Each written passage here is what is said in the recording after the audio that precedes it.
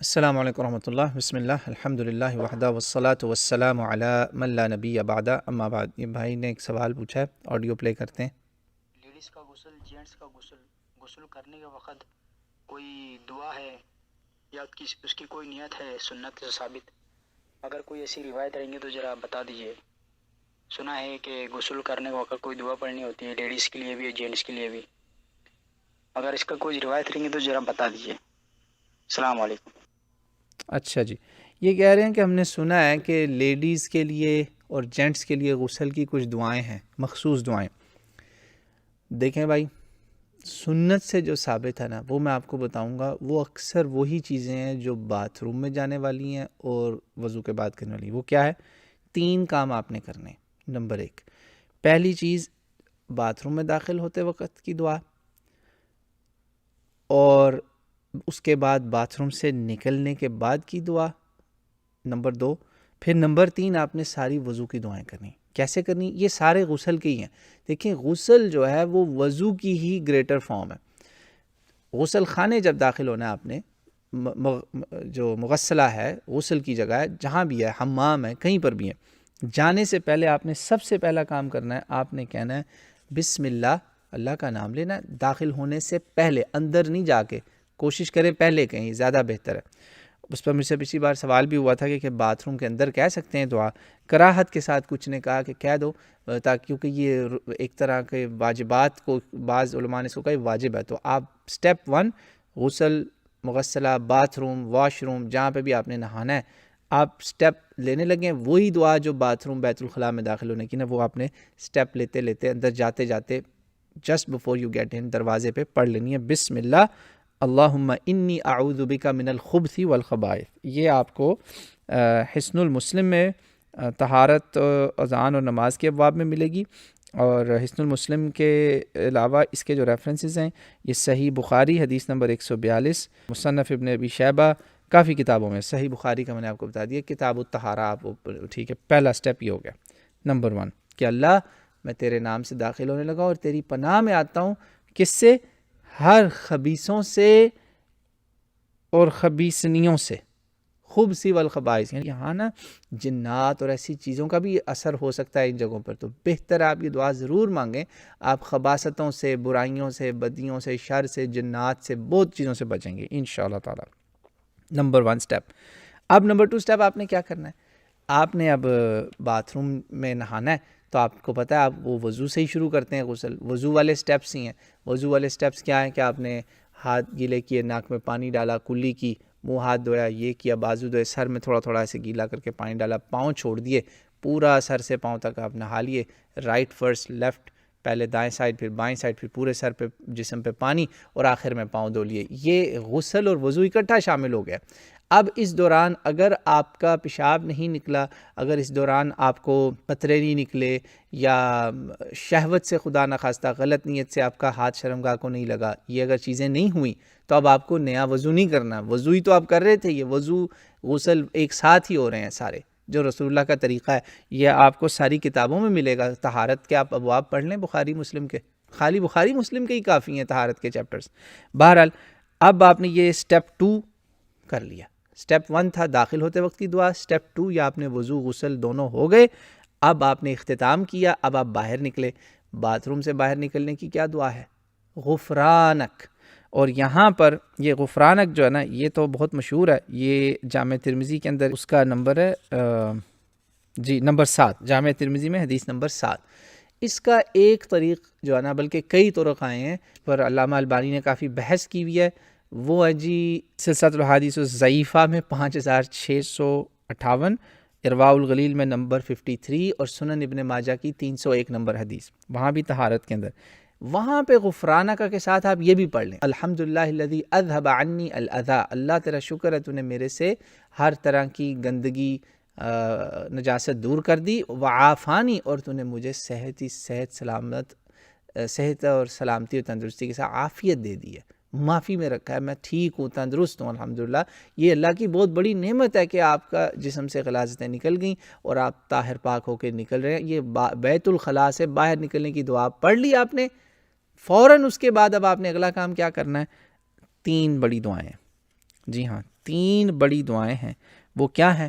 سب سے پہلے شہادت، اشہد ان لا الہ الا اللہ وحدہ لا شریک لہ واشہد ان محمدً عبدہ ورسولہ، یہ پڑھیں آپ پہلی چیز۔ یہ آپ کو بہت کتابوں میں ہے، کوئی چاہیے ہی نہیں دلیل یار، حسن المسلم ہی پڑھ لیں، یا آپ صحیح مسلم میں اس کا دیکھ لیں، صحیح مسلم میں 234 نمبر کلمہ پڑھا آپ نے۔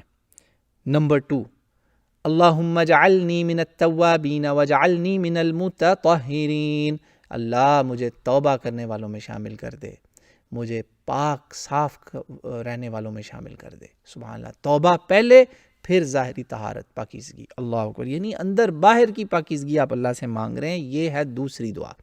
یہ باہر قدم رکھ چکے نا آپ، یہ اب آپ نے کیا، اور یہ جو ہے دعا، یہ آپ کو جامع ترمذی میں حدیث نمبر ہے 55، صحیح حدیث ہے، مشہور ہے۔ تیسری دعا، یہ ساری غسل کی ہیں دعائیں، سمجھیں آپ، اور مرد عورت سب نے پڑھنی ہے، غسل وضو سب کی ہیں، یہ وضو کی بھی ہیں غسل کی بھی ہیں، یہ سمجھ لیں آپ۔ اصل میں یہ وضو کے بعد بھی آپ کرتے ہیں نا، تو یہ اب آپ غسل وضو ایک ساتھ جو کر کے نکلے تو یہ پڑھیں گے آپ۔ اب آپ نے پڑھنا ہے تیسری جو بڑی ہے نا، وہ بہت مشہور ہے، کفارہ مجلس کے لیے بھی یہ دعا بتائی، اور تیسری جو اس کے لیے بڑی چیز رسول اللہ نے بتائی نا، اللہ بہت پیاری بات ہے، سبحانک اللہم یا سبحانک اللہم وبحمدک، نماز کے شروع میں بھی پڑھتے ہیں، اللہ آپ ہی پاک ہیں، ساری تعریفیں ساری اچھائیاں آپ ہی کی طرف سے آتی ہیں، آپ غلطیوں سے خطاؤں سے پاک پرفیکٹ ہیں، اور ہر اچھائی بھی آپ کی طرف سے آتی۔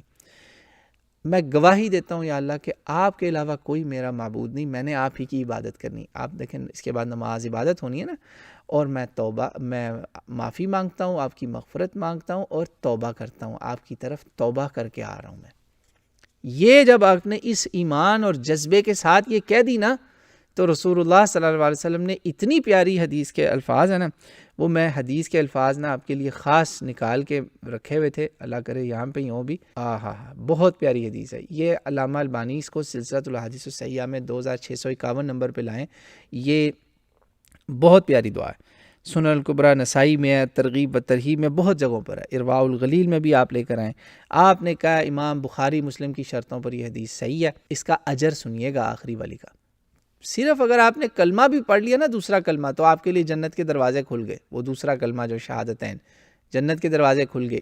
یہ بھی ساتھ پڑھا تو او ہو، آپ نے کہا جس نے یہ کہا نا وضو کے بعد، اس میں یہ لمبی حدیث ہے، اس میں سورہ کہف کی فضیلت آئی ہے، اور سورہ کہف کی آخری 10 آیات جس کو یاد ہوئی اس سے دجال نقصان نہیں پہنچائے گا، اور پھر یہ دعا بتائی کہ جس نے یہ ذکر پڑھا نا، سبحانک اللہم وبحمدک اشہد ان لا الہ الا انت استغفرک واتوب الیک، کتب فی رق ثم جعل فی طابع فلم یکسر الی یوم القیامہ، یہ ایک ایسی کتاب ایسے ورقے پہ لکھ دیا جائے گا کہ اس پہ مہریں لگ کے اس کو پھر محفوظ کر دیا جائے گا، اور وہ کتاب، وہ سیل، مہر قیامت تک نہیں ٹوٹنی۔ اللہ اکبر، ایک بار ایمان سے یہ پڑھ لیں۔